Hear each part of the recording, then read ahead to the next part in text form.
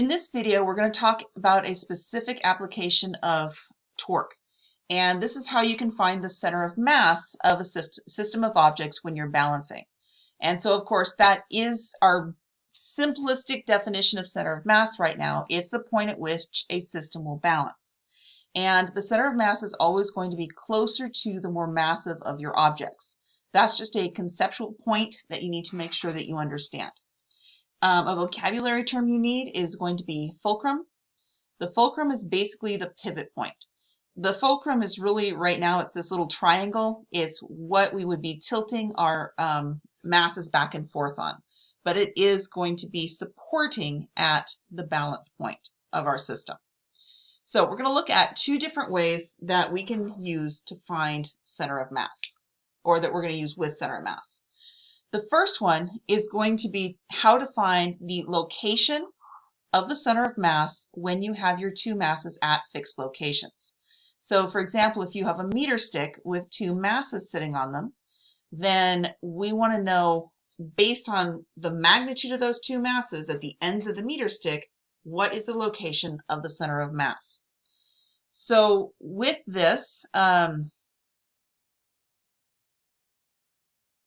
we are going to have something that is going to be a fixed length. In this case, it's going to be 0.8 meters. And we are going to be given two masses. So you're going to be given masses and a length. This is what you don't know. You want to know where is your center of gravity or your center of mass. Now, with this problem, the way we look at this is that each of these masses is creating a torque around this pivot point that is our center of mass. This torque from mass 2 is trying to rotate in a clockwise direction, so it's going to be negative. This torque from mass 1 is trying to rotate in a counterclockwise direction, so it's going to be positive. So we're going to use our net torque equation to solve this problem, and it's going to be when our torques are in equilibrium. That's how we're going to find the balance point, when the two torques are equal. So we are going to have torque 1 minus torque 2 is equal to 0. So looking at torque in general, our equation for torque is the distance from the pivot point times the force times the sine of the angle.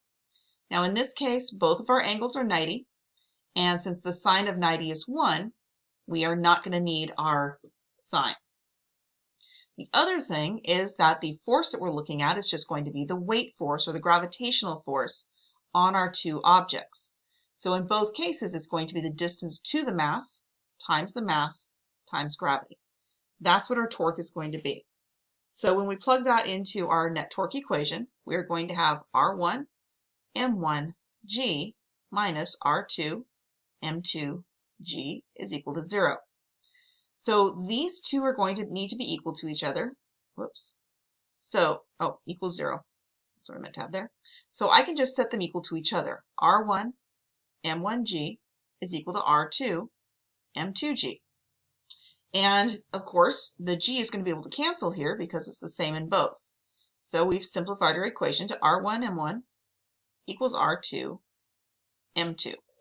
Basically, what happens here is we end up with a ratio. I can set my R1 over R2 is equal to M2 over M1. So this ratio is useful anytime you want to try to find the center of gravity or center of mass on a system. Now, it's not exactly what we need to solve this problem, but it is a good ratio to know. So the problem with this now is we don't know either of these distances. We know that this long distance is 0.8 meters, but we do not know either of these two. So in order to solve the problem, we have to make equations that allow us to figure it out, that give us a single unknown. We have to have that extra equation, that second equation for the other unknown. So what we do, well, we know the whole thing is 0.8 meters. And I'm just going to say one of them is going to be my x. One of them is what I'm going to look for. So let's make it this one. This is x. So how do I know what this length is in terms of x? Well, it's going to be the entire length minus x. So this will be R1 and this will be R2. So now I can plug those in. R1 is going to be x, M1 is 200 grams, R2 is 0.8 minus x, and M2 is 100 grams. Now I have one unknown, and I can go ahead and solve the equation. I'm going to distribute the 100 grams. So we have 200x is equal to 80 minus 100x. I'm going to add the 100 to both sides, and I'm going to end up with, for 100x, so it's 300x is equal to 80. And so x is equal to, I believe, 0.27. Is equal to 0.27 meters. So we now know that our center of gravity is located 0.27 meters from x1. And in order to appropriately label this, I do need to say that my center of gravity is 0.27 meters from M1, because I need to know which one I'm referencing, because this distance is going to be 0.53 meters, 0.8 minus x. So now I know the dimensions on both sides. So I do need to be specific when I declare where my center of mass is. And that's how you do this problem. Now let's try another way of doing this. This time we are given our two masses, so we have M1 and M2, and this time our center of mass, or our fulcrum, is going to be located at a specific distance from M1. So this is going to be 0.4 meters. So now I just need to find this distance. So this is going to be R2. So just like we set it up before, the net torque is equal to 0. This is going to be torque 1. This is going to be torque 2.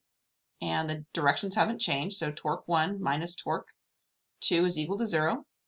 And again, we do know that it is R1 M1 G is equal to R2 M2 G, and again G is canceled. And this time we're looking for R2, so R2 is equal to, just divide both sides by M2, so it's R1 M1 divided by M2. And this time I don't even have to do anything fancy like making up the second equation. I can just plug in numbers. And so it's going to be my 0.4 meters times 50 grams divided by 200 grams. And that is going to be equal to 0.1 meter. So my second mass has to be placed 0.1 meter from my fulcrum, which is actually even closer than that. So it's going to be relatively close, which does make sense because this is 4 times bigger than this mass, right? So that means that this mass should be 4 times further away than this mass. So that's sort of where that ratio comes in. If we do our, what was it? It was R2 divided by R1 is equal to M1 divided by M2. Well, if M1 is 1/4, then this has to also be 1/4. So if this was 0.4, that is 0.1. So that's the short way of doing this also, because this is just showing how they're related to each other. Now, one of the other things that you might have noticed is that in physics, we usually do everything has to be in kilograms. And in some ways, you should turn this into kilograms, but because we are setting up a ratio right here with our masses, the grams are going to cancel. So it doesn't matter if I left it in grams or if I turn it into kilograms, because the units are going to cancel. So when we have 50 divided by 200, it's not going to give me, the number is going to be exactly the same as if I do 0.05 divided by 0.2. If you want to try it, you will get the exact same answer. And it's only because it's a ratio that you don't have to change your units. So that's how you do all of the center of mass calculations. And the ones that I've given you, I think there's 3 of each type, are just to practice with the routine and to see how some of those numbers come out. The other part of the problem, or part of the assignment you have, is about ranking tasks, or something called TIPRs, tasks inspired by physics education research. So these are a type of problem where you need to look at different situations and try and just rank them based on the information you're given. So I'm going to show you how to do the first one and show that it's not necessarily a matter of having to do a lot of math, but it's a matter of recognizing what is important about the problem. So here we have signs that are suspended from equal length rods on the side of a building. So equal length rods, that's important. For each case, the mass of the rod compared to the mass of the sign is small and can be ignored. Also important. The mass of the sign is given in each figure. In cases B and D, the rod is horizontal. In the other cases, the angle that the rod makes with the vertical is given. So we are ranking the magnitude of the torque the sign exerts around the point at which the rod's attached to the building. So that's this point here. So we need to know which ones have the greatest to the least.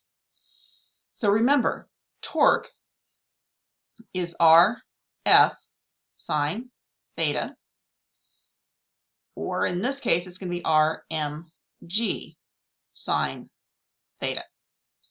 So every single one of these has the same distance because the rods are all the same length. So I don't care about the length of the rod.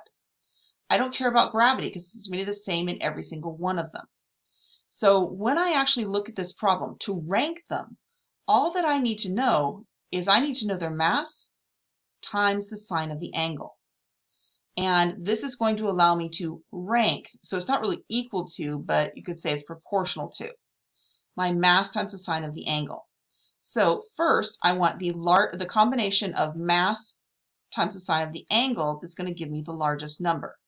Well, the biggest sine of the angle I'm going to get is when the angle is 90 degrees, because the sine of 90 is 1. So I need the largest mass at a 90-degree angle. So that's going to be B, because it's 100 kilograms at a 90-degree angle. D is only 90 kilograms at a 90-degree angle. So B is going to have the greatest torque, which is going to be bigger than D, which is next. With A and C, both of them have the same mass. So to compare these two, I need to know which one is going to have, which one's angle is going to have more effect. Now with these two, this angle here, this angle here is the same as this angle. This angle is the same as this angle. So which one's bigger, the sine of 60 or the sine of 30? Well, that's going to be the sine of 60. There's a larger portion of the weight force creating a torque than there is here. There's not going to be as much of this one perpendicular as there is of this one. So the next one's going to be C, and then the smallest one is going to be A. And if you want to verify that, you can go ahead and plug in numbers. And then the last part you always need to do is give an explanation. Well, an explanation is a verbal statement of what we just did. So go ahead and try the rest of them and see what you can do.